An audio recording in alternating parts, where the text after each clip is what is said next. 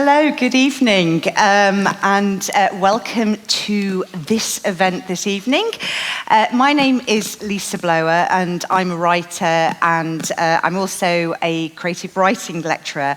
And I'm absolutely thrilled to be in conversation this evening with a very good friend, somebody I admire so much as a writer. In terms of introducing Kit, I don't really know where to start because I just feel like I'm giving you so many different labels.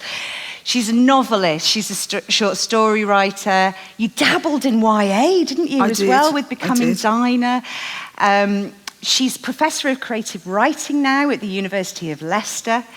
She's an activist, a big champion of working class voices and underrepresented writers throughout the UK. She's won the Bridport Prize twice, maybe a third, will be coming. You all know her debut novel, My Name is Leon. I mean, it was so wonderful, wasn't it? And it's been turned into that wonderful, heartbreaking BBC film by Lenny Henry. I hope you've been able to catch that because it's just been so brilliant. And that's actually coming on the GCSE curriculum as well, isn't it, from next year? So, which is just brilliant. It's so brilliant. And we're here tonight to talk about Kit's new memoir, Without Warning and Only Sometimes, which is absolutely terrific. But first of all, a big hand, please, for Kit de Waal. Thank you. Thank you.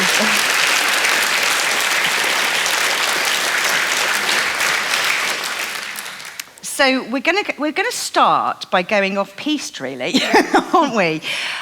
Because I've asked Kit if she wouldn't mind reading her contribution to the Common People anthology, which came out back in 2019, and it was a book that you started with Unbound, and it was a wonderful anthology that allowed new voices to sit alongside established writers. Yes. And all of us were asked to write unapologetically celebratory about our childhoods, our working class background, and this was your contribution, so take it away, Kit. Right, it's called The Things We Ate, and as we'll go on to see, food in our house was very, very important.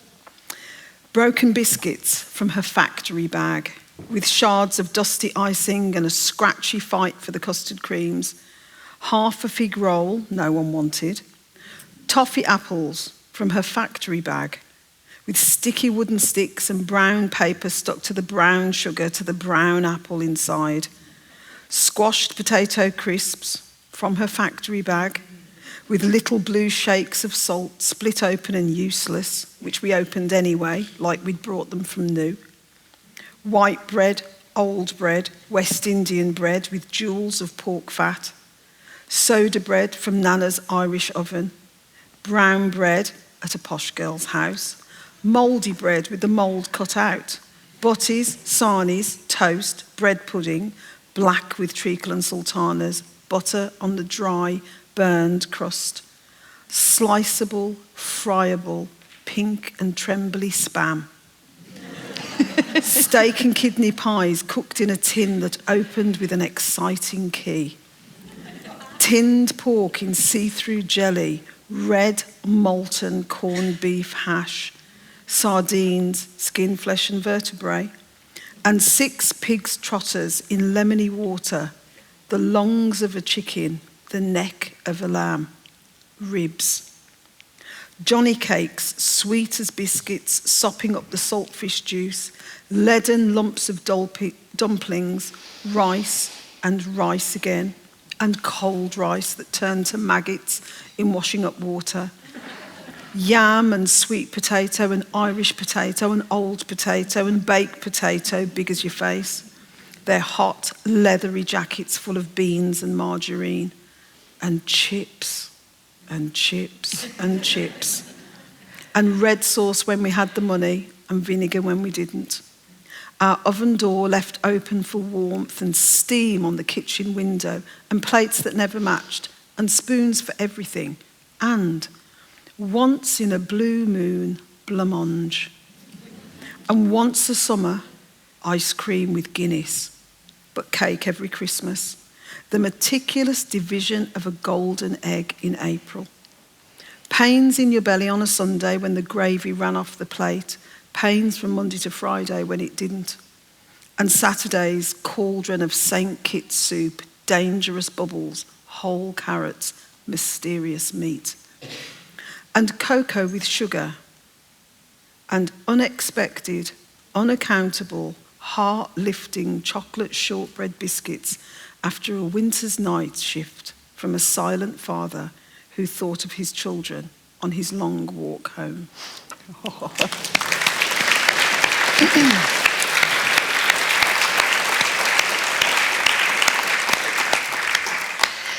I just thought that would be a lovely way to introduce this kind of in conversation, really, because this memoir, food really is the main ingredient. Yes. In Things We Ate, it kind of makes out that this household is really cosmopolitan. There's loads of food, but without giving any spoilers, there wasn't really any, was there? No.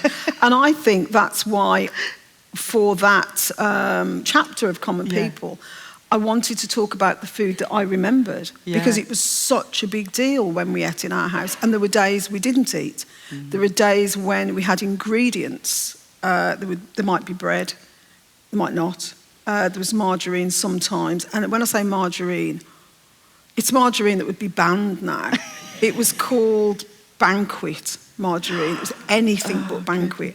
And it was luminous yellow, and it was mostly oil. And I think it probably still exists in some form today, somewhere.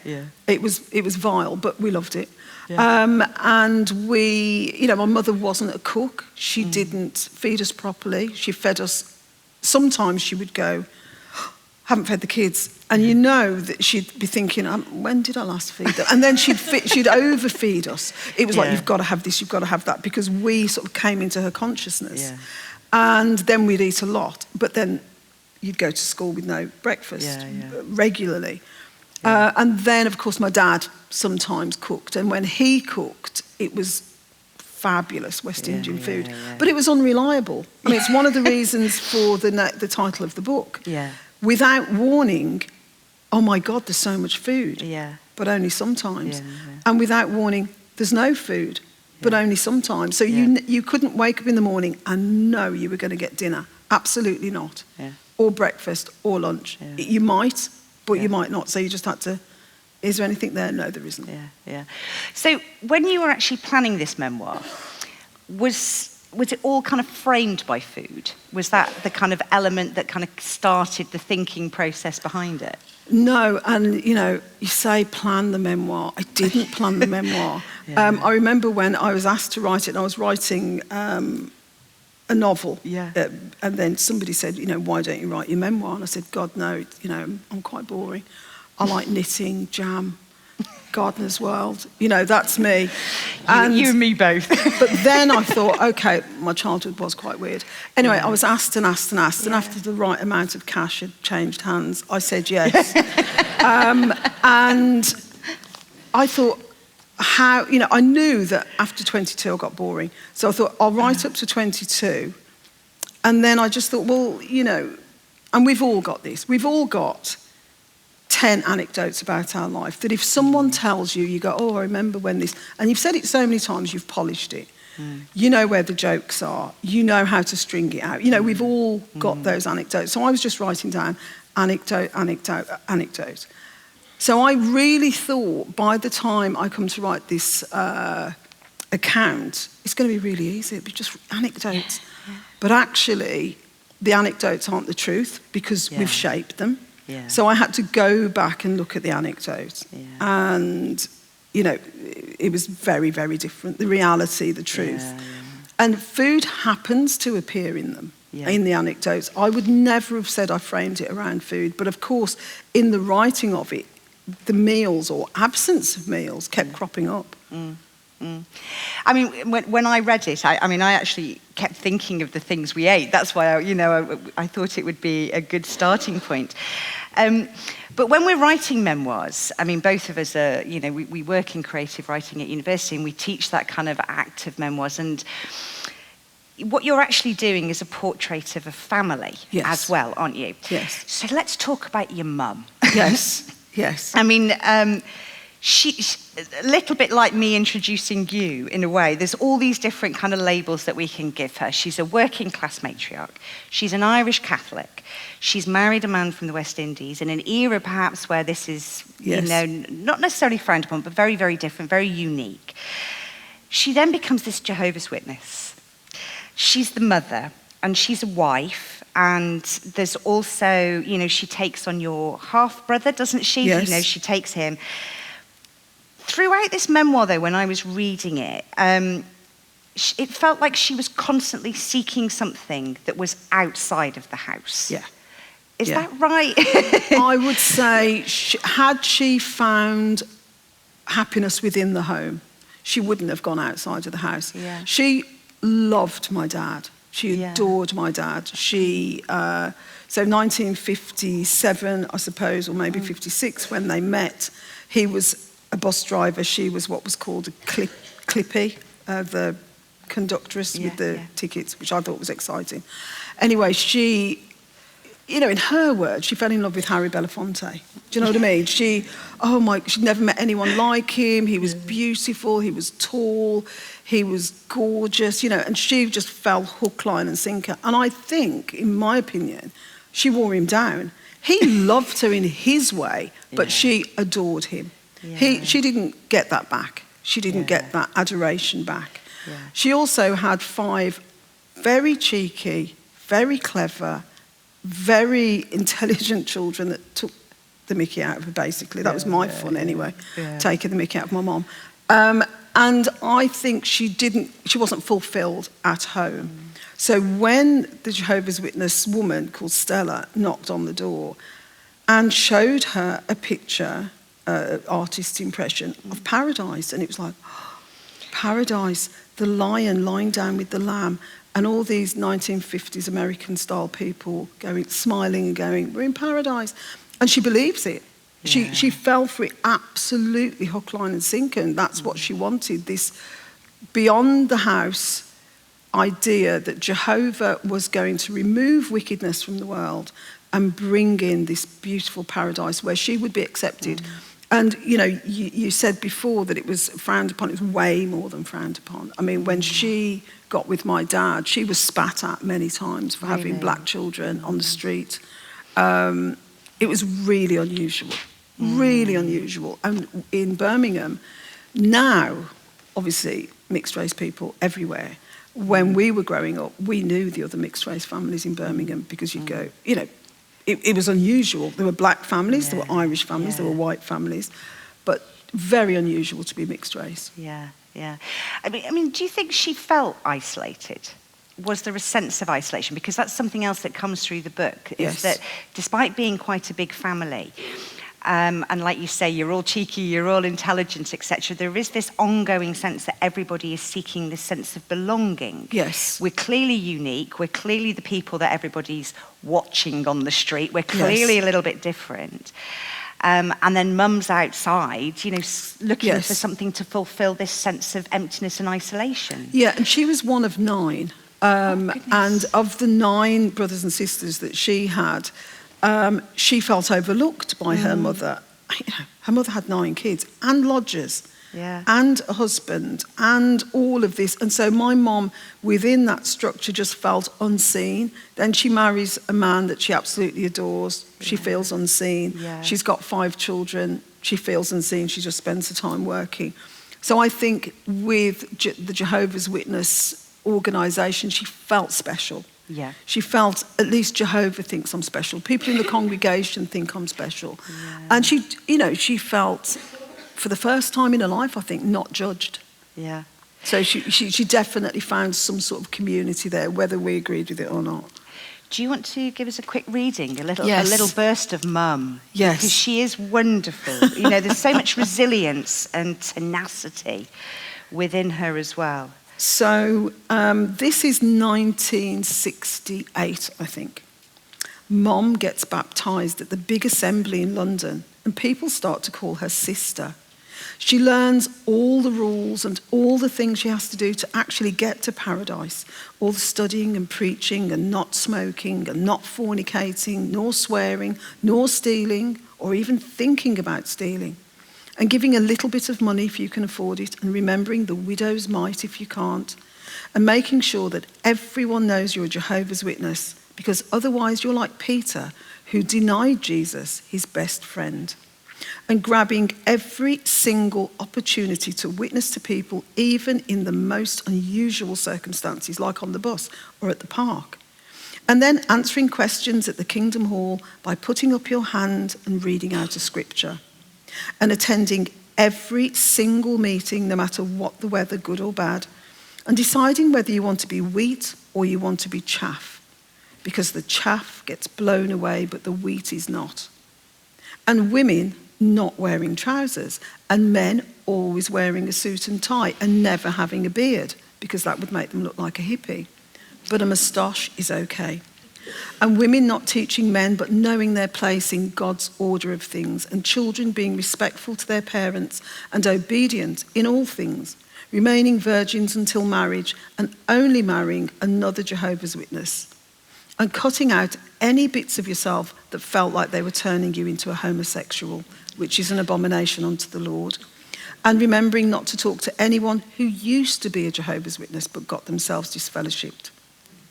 And if you were ever in any doubt about anything whatsoever, there is a scripture in the Jehovah's Witness special edition of the Bible that can tell you how to behave or what to do or what to believe. And from now on, you can play your cards right, keep the rules, and live forever. Of course, it's important to remember that Jehovah made us with free will. Maybe you don't want to keep the rules. Maybe you know other games which don't involve the Bible.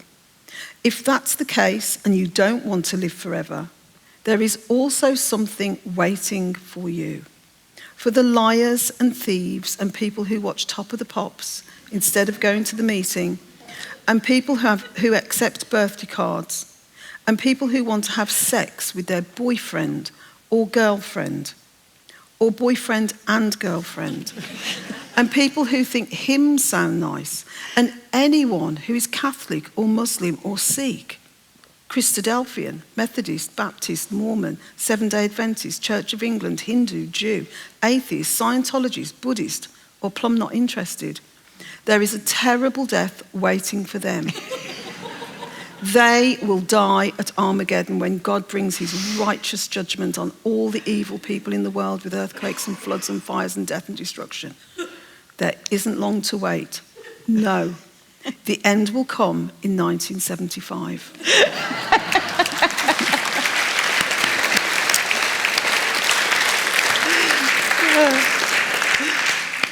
Your dad often says, your mother is a crazy woman. Yes. As a writer, though, you're writing this memoir, you're revisiting your mum, aren't you? How do you kind of manage this, this concept of revisiting her as you now? Because, obviously you're thinking back about what she was like, but then trying to remember how you saw it then. How do you manage that? Going back and being a child is actually quite easy if you're immature. I'm very immature. So I can remember what I thought of her then. And I think now my mother would have a diagnosis of a mental illness, definitely. We didn't know that at the time. We knew she was odd. Yeah. One summer, for no reason, she dressed my brother, who was about 6 at the time, in lederhosen. And we were like, that's sort of strange. But you don't know how strange it is until you're trying to, narrate the audiobook. And I was corpsing all the time. I was going, what? Lederhosen? And then another summer, out of the blue, she bought herself a Davy Crockett hat and a mouth organ. And she sat on the back step for the whole summer. And I can remember this really well. And she wore these very strange loons. And she was learning Beautiful Dreamer on the mouth organ. And she, with wearing the Davy Crockett hat. Now, by any stretch of the imagination, that's weird. But we just thought, that's Mom. You know, that's our unusual mother. And so all I had to do was go back and remember edging past my mother, who was sitting on the back step in the middle of summer, and going, she's wearing a Davy Crockett hat. And just recounting that. I didn't want to overlay it with the wisdom I have and the knowledge I have now, looking back at my mother, you know, as a person. I was looking at my mom and what she was doing, and me thinking, I'm actually really hungry, and she's bought a Davy Crockett hat. She's yodeling. She's yodeling. That was another thing. She used to yodel. She used to whistle. She was very musical. She was, in many ways, great fun, because she was not well a lot of the time. She was depressed as well. And of course, by the time she's 34, she's got 5 children and no money. And it wasn't, you know, my mother actually should have married a lumberjack and had acres of land that, you know, she could have just, I don't know, she should have been somewhere else, not in Moseley, Birmingham, absolutely, with 5 cheeky children. But it's interesting, isn't it, when you do look back? I mean, it's one of the things that, you know, I know that Common People, when we were all asked to kind of reflect upon our own upbringings, and it's interesting, isn't it, because things that we found normal, like you know, one Christmas my nan gave us tinsel wigs. That was our Christmas present, you know. Oh, they're all wearing them uptown. And if I, you know, regale that story, everybody kind of goes, what? But it is this idea, isn't it? That's how it was. And it's that there is this sense all the way through this book that yes, there was this oddness, and yes, there were questions that never got answered, but there's this overriding acceptance. Yes. This is just how it is. Absolutely. And, you know, is that kind of indicative of the class and culture of that time, or was it just part of that family dynamic? I think one of the things is that we didn't have a lot to do with other families, because we were not part of the West Indian community, because we were half white. We weren't part of the Irish community because we were half black. So we became quite insular, really. So we didn't go out enough into other people's houses to know how weird it was, what was going on in our house. I had a best friend who was quite posh called Cressida. And when I used to go to her house, and her mother would come in, you know, we'd be playing Barbie, and her mother would come in with squash and biscuits. And I was like, what? Squash and biscuits? And Cressida, who called her mum Wendy, and I was like, wow, that is so radical. And she'd go, Wendy, get out. And I'd be going, don't get out, Wendy. Bring the biscuits. And Wendy sort of back out of the room, and I'd go, why is Wendy gone?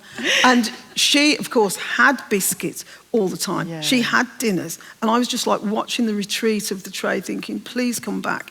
And that's the only time that I realised that was a possibility, that random snacks when you were playing happened in other families, and it was just like heaven to me. But so did you feel, I mean, and again, I think that does come through the book, because actually there's almost like a lack of interaction from other people. Do you know what I mean? You don't get to really go anywhere. No. You know, you're all in that house all the time. All the time. And it's that, you know, so when did it, you know, as you kind of get older, you start to realise that there's something beyond the street. There's something beyond this house. There's a city.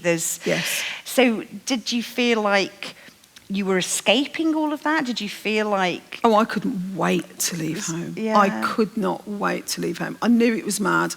I wanted to... Also, I genuinely believed the world was going to end in 1975. Yes, of course. I believed it. And I was 15 in 1975, Yeah. and so it didn't come in 1975. So I'm thinking it'll come in 1976. So in 1970, and of course, bad people are going to die. I was bad. And I was bad because I'd had at least one fag by then. I fancied boys. I stole money out of my dad's trouser pocket. So I'm going to die. So in 1975, I'm going to die, and I completely believe that. Doesn't come in 1975, doesn't come in 1976. In 1976, I left home, so I'm 16. And I'm thinking, okay, I'm going to die for that fag. And so if I'm going to die for that fag, I'm having everything. So might as well get hung for a sheep as a lamb is the phrase. That's that's my view. So I'm out there and I'm going, where's the drugs? Where's the boys? Sex, drugs and rock and roll, let's go. Because I'm going to die. So by the time, so obviously 1977, it doesn't come. 1978, it doesn't come. By the time I am 21, I'm fucked, pardon my language. I'm just like, it's not going to come, is it? And I've just like had everything and I'm wrecked because I've believed it. I would have told you at the time I didn't believe it. I would have said I didn't believe it. But deep down, I was waiting for the end to come and I was not making, let's put it politely, I wasn't making good life choices. And I think that sense of the end coming, the end being delayed, the end being delayed, and me just thinking, is this it? You know, is this my life now? Or maybe they were wrong. You know, that's the other option. Maybe the end isn't ever going to come. You know, I'm 60. I'm 62, sorry. The idea that I would ever get to 62 was unbelievable. Unbelievable. The end was going to come in 75, and if it wasn't 75, it was just slightly delayed. And here I am, an old woman. I was never going to get an old woman. I can remember watching Spaghetti Junction being, it was on the telly in Birmingham, Spaghetti Junction was being built. Don't know what year it was, but I think it was something like the newscaster said, and it will be finished in 1977. We burst out laughing because it was never going to finish. It was never going to be there. It still hasn't been finished, It hasn't been finished. And what a shame it got built at all. However, I really, we as a family laughed at the prospect of 1977 ever happening. And yet just on that, just this idea of this finality that you've been like living with, and you end the novel with you in hospital with your mum. Yes. So after everything, she's by your side. And I thought that was so poignant, actually, that this crazy yodeling, Davy Crockett hat-wearing woman, in your, the time of need, she's right there. Was that a determined end to this memoir? I didn't want to. I think that the truth of the matter is that for all their crapness, and neither of my parents were good at parenting. They were not good at parents. There's no way you can make them good. They weren't bad people. They were both damaged people, but they weren't good parents. When the chips were down, and when I thought I was losing my mind, and I had this sort of fingertip grasp of sanity, and I'd had a couple of very, very bad experiences, who do I want? I want my mum. And so I walk probably 7 miles through inner city Birmingham and find my mum at the maternity ward. She was a nursing auxiliary. She was at the maternity ward of a hospital. And so I walk up to her and I said, Mum, I'm going mad. And she said, you're not going mad, love. She probably knew better than I did that I wasn't going mad. And she just helped me. It's the only word. She didn't judge me. She hated my lifestyle. She didn't judge me. She put me in the same bed that I had spent all my childhood in. She sat with me because I was like this, and she sat with me. And in the morning, my dad's there. And now my dad would never have the vocabulary to say, I love you. He just wouldn't. But what he could do, he did. And that's he made me a bowl of porridge and sat there and watched me eat it. And he put extra cream in it. And that's, to me, a tribute to the uselessness of those parents at one level. In another level, I knew that when the chips are down, I could go home and I would be loved and I wouldn't be judged and I could get better.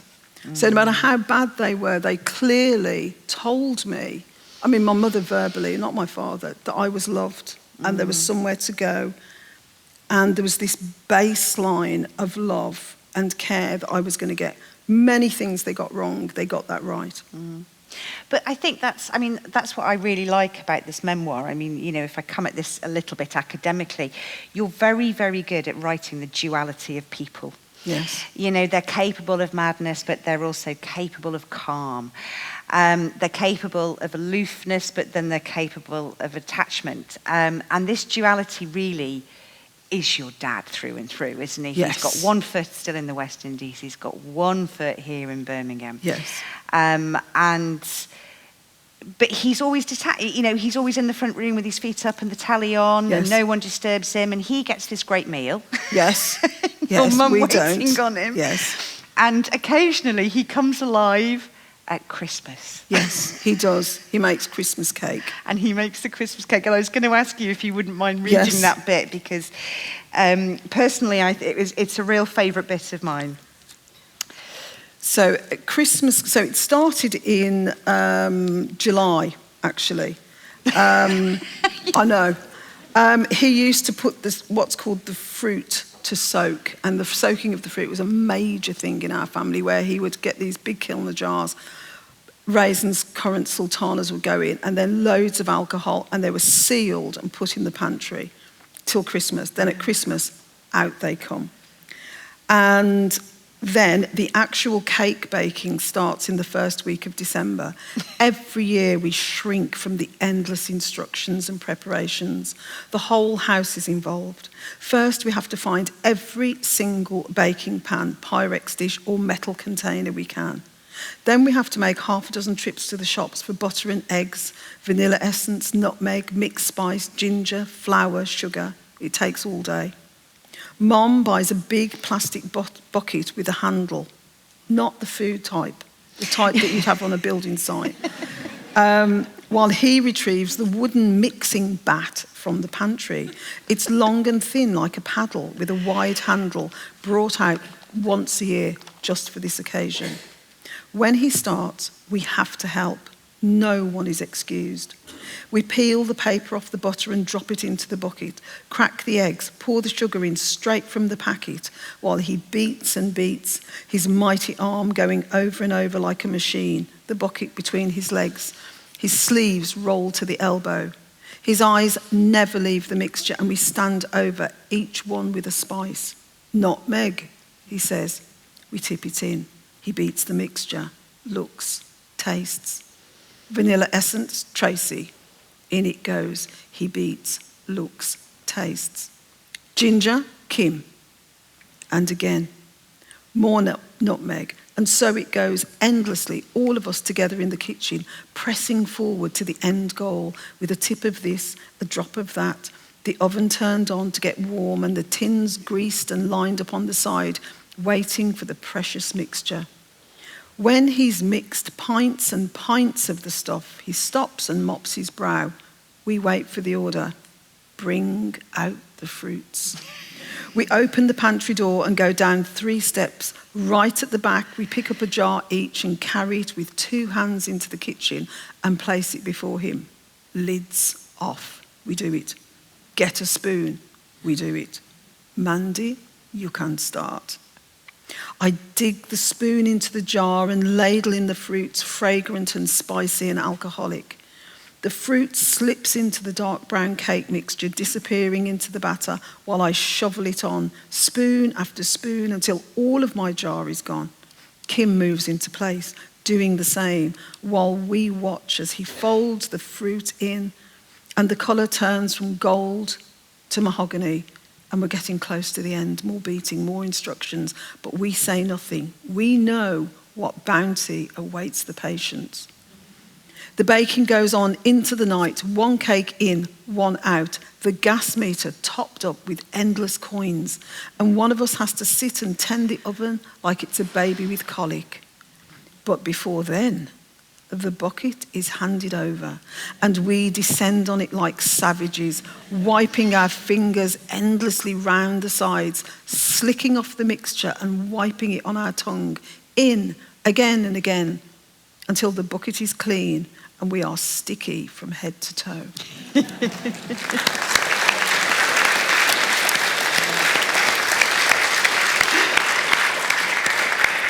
I do love that bit. I do love that bit, because I think we've had at least 3 chapters where you're all starving. And then all of a sudden there's this Christmas cake. And the best of it is, and I think I actually wrote it down here, you're trailed around visiting, but don't touch, don't speak, don't eat anything, even if it's offered. Don't touch. So you can't even have it? No. After all of that? No, we used to have probably 1 cake for the whole family, but he made about 15. Yeah. And he would just give them away, and we'd watch them go out of the house like, no. But it was my dad's sort of, gift to the West Indian community and to all the people. But we were just like, can we just keep a few? And there was 1, and it was called demolished in a week. Yeah. But yet he wasn't really part of that community, No. was he? He was always on that kind of He was on the periphery. edge. Yeah. And yet he made these grand gestures at... He wanted to go home. I mean, like lots of immigrants that come to the country, you come to make money. Certainly in the 50s, you came to get a job, go home, make some money, go home to the place you belong, to where you come back from. And certainly for my father, who had a very complicated relationship with his own father, he wanted to go back conquering hero. He wanted to have some money, build this beautiful house, and be someone in St. Kitts. Of course, if you want to do that, you don't meet an Irish Catholic woman that doesn't believe in birth control. That's a mistake. So he meets my mom, and he's got all these kids, and it's like, doesn't fit the plan. So I think I was 14 when my dad went back to the West Indies for the first time. And he'd got all these, beautiful suits, and so that he could, walk around town and look like the guy. And he gets a ticket for 6 months, open ticket, so he's gone for 6 months. We're like, yes, he's gone. It's great. And he's back in 2 weeks. Wow. We're like, Dad, what happened? He goes, oh, it's too hot. Really? The West Indies, too hot? Strange. And it's because he actually didn't fit in there. He went back expecting to find the West Indies of 1956. And of course, he found the West Indies of nearly the 80s. Different people, different. He complained about the food, he complained about the telly, he complained about the world because he thought he was going back in time and it had moved on without him. And I think it affected him for the rest of his life, that loss of dream, that loss of a future that he'd banked on. It's interesting, isn't it? Because it kind of links in to the title. I mean, you touched on it previously, and if I just reach for the copy as well, you've got this wonderful quote at the beginning by Arnold Bennett. We shall never have any more time. We have, and we have always had all the time there is. And I kept coming back to that, actually, not just because I'm from Stoke, as Bennett, but I just kept coming back to it because I kept thinking, actually, when you're writing a memoir, it's always about trying to hold on to time, isn't it? And did you find, actually, when you start to revisit your past and you're revisiting these situations, and I know you say you're going through anecdotes, but actually, there must be moments as well where you're going back and realising that was a very specific of that time, but what if we'd had that time different? Yes. Do you know what I mean? Yes. I think, if you read the memoir, my childhood seems chaotic and terrible, and there's, some great moments of joy and happiness in there. And obviously it's made me a resilient person, but there are better ways to learn resilience than having a dysfunctional childhood. I think what I am really glad about is that I had my brothers and sisters. What it would have been like to go through that very strange existence on your own, I think it would have definitely left you with some kind of mental health problem. But there's 5 of us, and whenever we're together, all we ever do is dissect, and obviously our partners hate it because they're going, you've told that story 1,000 times. But in our retelling of it, it's so that we can make sense of it. And we have very different opinions of our parents. I mean, in this memoir, I had to make sure that all of my siblings agreed with what I was writing. I would never have written it, never, without their blessing. So everything in there has the approval of my brothers and sisters. But yet we do have different opinions on my parents. But everything in that book we are agreed on, that's what happened. And I'm very glad I can ring, I've got 4 siblings, I can ring any of them and go, do you remember this? And we can talk about it and dissect it and feel better about it. Or put it into the context of the time. The times were different. My 2 damaged parents, their hopes and dreams, who we are, and also have a very good and long moan about it. Very good and long moan, which is most of therapy, I think. Well, absolutely. I mean, did you find it a cathartic process? I mean, I always, when you teach, I suppose, the art of active memoir writing, and everybody always says, oh, I want to write my memoirs, as if it's going to be this act of catharsis. And 9 times out of 10 people give up after 3 weeks because it's either too painful or they think, actually, I can't make sense of this. It feels so disordered. But what did it feel like? It really wasn't cathartic. It was, I can remember when I'd finished it, so it's 70,000 words long about. And I told my brothers and sister I was writing it, and then I sent it to them all on a Friday. And I said, right, here's the memoir. You can veto any line, any chapter, any paragraph. You just write to me and you say, I don't like page 76, and it comes out. I'm not going to negotiate with you and say, yes, it did happen. If you don't like it, it comes out. So I send it on the Friday, and there's 5 of them. I thought, if they all veto 10,000 words, I really regretted it. I was like, that was a bad move. Anyway, I send it off. And then over the weekend, I get phone call after phone call, and I pick up the phone. Actually, that's not the phone anymore, is it? That's the phone. I was going to say, that's the phone. It's not that. Pick up the phone, and all I can hear is this. And I'm like, oh my God, they're crying. They're not crying, they're laughing. Result. So they would go, oh, I remember that, and why was she doing that? We're just talking about memories. And in the end, there were 2 words. One sister objected to 2 words, and everything else stood. And for me, that was cathartic. That here was our childhood. It's not the totality at all. There's so much I've left out. One sister said to me, oh, you didn't put that in. And I was going, that's because it happened to you, not me. This is my memoir. So when you want to write about that, you write about that. It's my memoir. So it's about me, my impression of things. Obviously, my brothers and sisters are there throughout. But there's certain things, very key things that happened to us where I wasn't there or I wasn't affected. So it's very much my view of our parents. But I have the blessing of my very wise siblings who have just went, that was it. And it's genuinely brilliant and hilarious. I think, it really did make me laugh. We are coming up to about 7:15, so we're going to open the floor to questions now. If any of you in the audience would like to ask Kit anything, please do. There is a lady here with a hand up, 2nd row. Cool. Thank you very much. It was amazing, really interesting. Very, very much looking forward to reading the book, especially when it's centered around food, which is also, I think, a great way to tell a story. I hope we've not given too many spoilers. But it is a great way to tell a story, particularly, putting it in time and all the rest. My question, though, is lots of times when there's a lot of chaos around, sometimes there are other kind of strong characters that are really, really important to you. Did you have anyone like that during this time? Yes. Many, many strong characters. I mean, my mother's got 8 brothers and sisters. There were definitely friends. And when I left home at 16, big, very important characters came into my life, some of whose names I've disguised because, for example, I can think of 2 boyfriends who were shit boyfriends. They were 17. You can't put them in, say you weren't very good at 17. Who was very good at 17?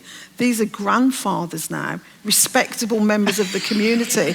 I am not going to shame them with what they were doing at 17. Bring them down. So I've disguised them. They will know. No one else will know. There were loads of characters that had a huge impact on my life, and some teachers, some horrible teachers and some good teachers. And I have, I hope, been fair to them. Thank you.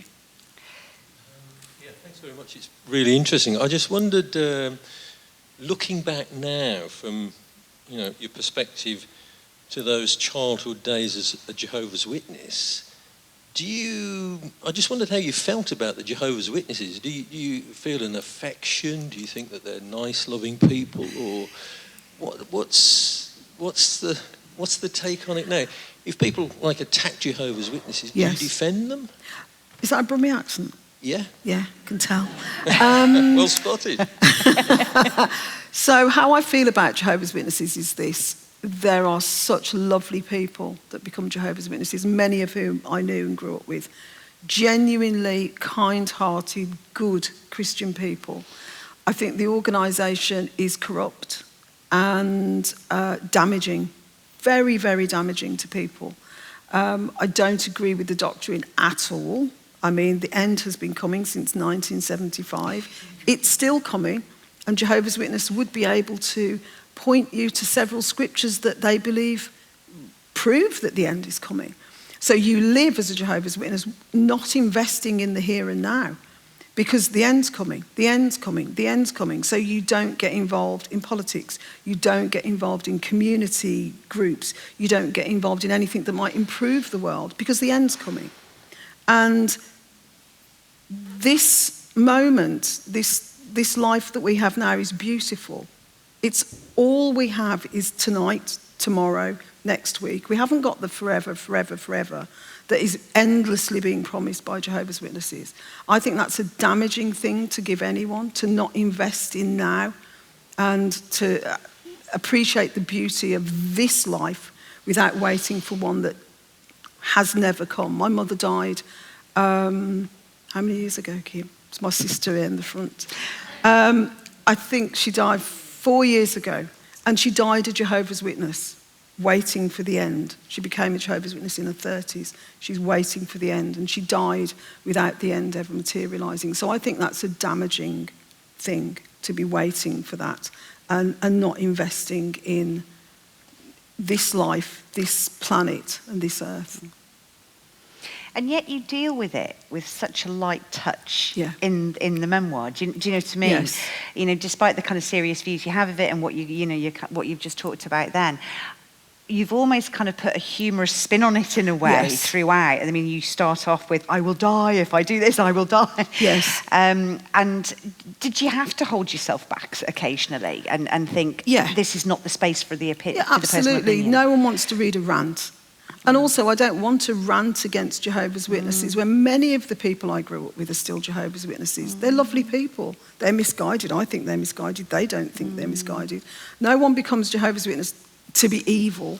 Well, no one tells people they're going to die at Armageddon to be evil. They genuinely believe it, the same ways people that believe in climate change believe it's the most important pressing thing of the day. So do Jehovah's Witnesses. So there's no scores, I don't have no scores to settle with Jehovah's Witnesses. I've made peace with that. Nevertheless, I did want to talk about the ridiculousness of some of the doctrines as well, and the harmfulness, like no blood transfusion. You can't have a blood transfusion if you're a Jehovah's Witness. If you're a child as a Jehovah's Witness, you have no birthday, no Christmas, no Valentine's Day, bonfire night. In fact, it's a joy-free zone, being a Jehovah's Witness. There's no presents all year round, no celebrations all year round. That was a big part of my childhood, the absence of joy. So we made joy amongst ourselves the best way we could. It's all been part of that seeking, isn't it? Yes. Mum seeking. Yeah. Yes. Hello. Hello. I haven't read your book, but I'm just curious from my own personal experience of chaos and religion in my upbringing and my husband's upbringing in different ways too.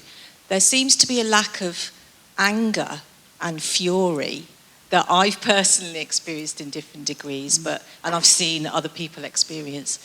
Because you're talking about your young adult life from 16 to 22, expecting everything to be over at all times and then it not being. Yeah. That feeling of being cheated of that time doesn't seem to come across. How come you're so serene and you know, you say nobody wants to read a rant. You're not ranting. No. What's your secret? I think my secret is my brothers and sisters. So I will rant. I will ring one of my siblings and go, you know, and really be angry and ranty. And they will ring me and do the same thing. So overall, I've made peace with my the poor parenting of my parents, the poverty, the Jehovah's Witnesses. I'm more angry, I suppose, about Jehovah's Witnesses than anything, because that persists for a lot of people. My childhood's over. I have survived. We have survived. At the end of the memoir, I dedicate this book to my parents because they did what, in their opinion, was their best. But at the end, I say to my brothers and sisters, we survived, didn't we? And we have survived, and we're all happy, and we're all healthy. And you know, that's as good as it gets for me. I think I'm very glad I'm alive. I haven't suffered endlessly and everlastingly. And I think, yeah, life is good, basically. I mean, I genuinely believe life is good. And I save the rants for when I've had a glass of wine. I'll probably have a rant tonight to my sister, and she'll have a rant to me. So the answer is having someone to rant to, I think, yeah.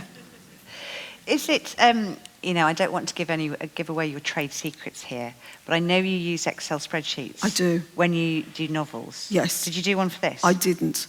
I did no Because I know that kind you of have planning. a box, don't you, saying hope.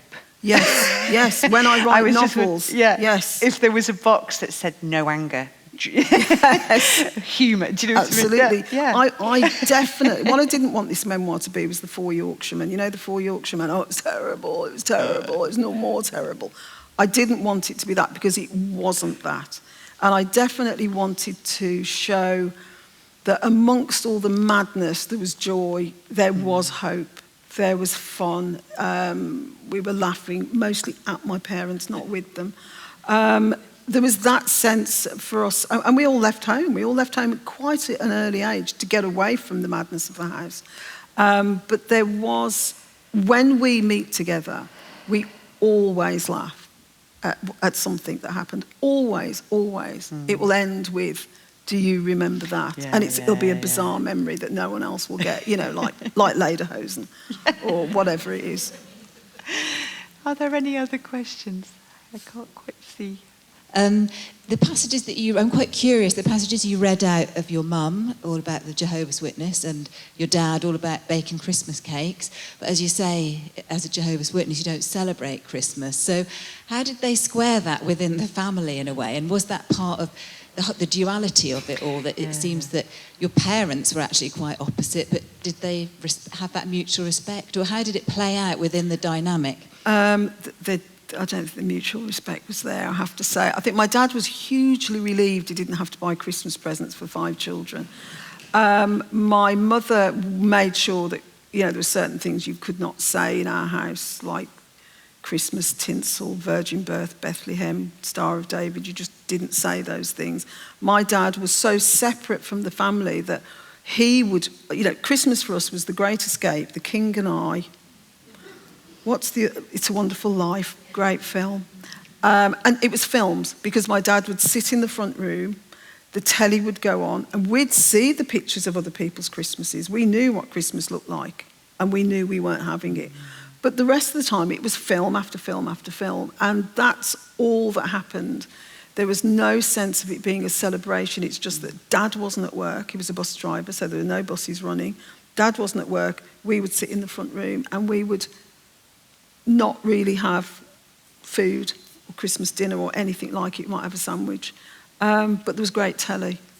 So that was the consolation prize.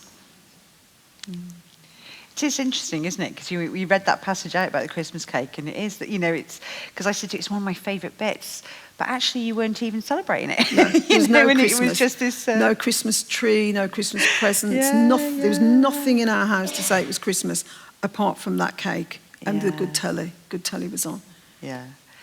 Any other questions? How do you feel about Christmas now? Slightly ridiculous, slightly over the top. And as for birthdays, that's where I really come into my own.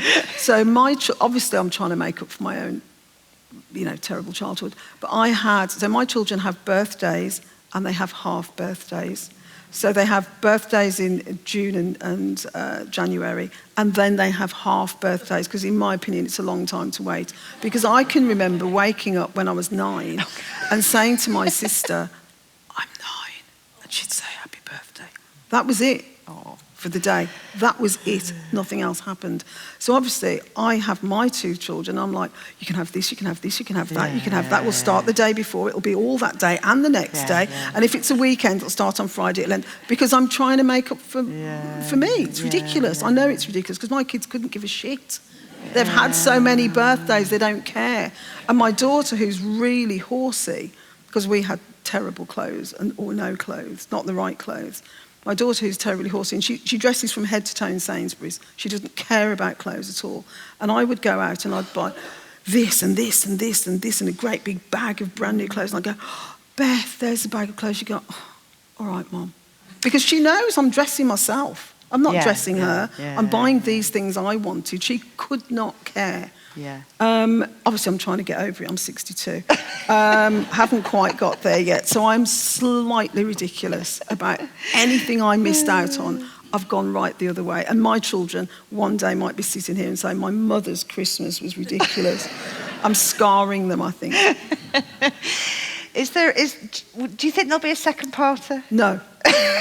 That's it. I really, and I'm genuine about this, I got boring after 22. I like making jam. I like my garden. I knit. I like old film. There's nothing to say. You know, it could fit in a chapter. Everything I do could fit in a chapter. So that's interesting. And after that, I found stability. And I found house husbandry, which I love. And excessive Christmases. I mean, it's not really a story. No, absolutely.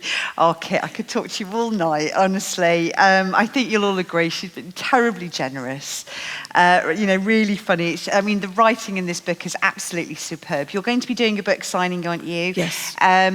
I've been asked if you could just all remain seated just whilst Kit gets out the back so she can get there before you. But you are going to do some signing. Yes. You've been brilliant, honestly. It's been Thank lovely. you. Ladies and gentlemen, Kit de Waal. Thank you.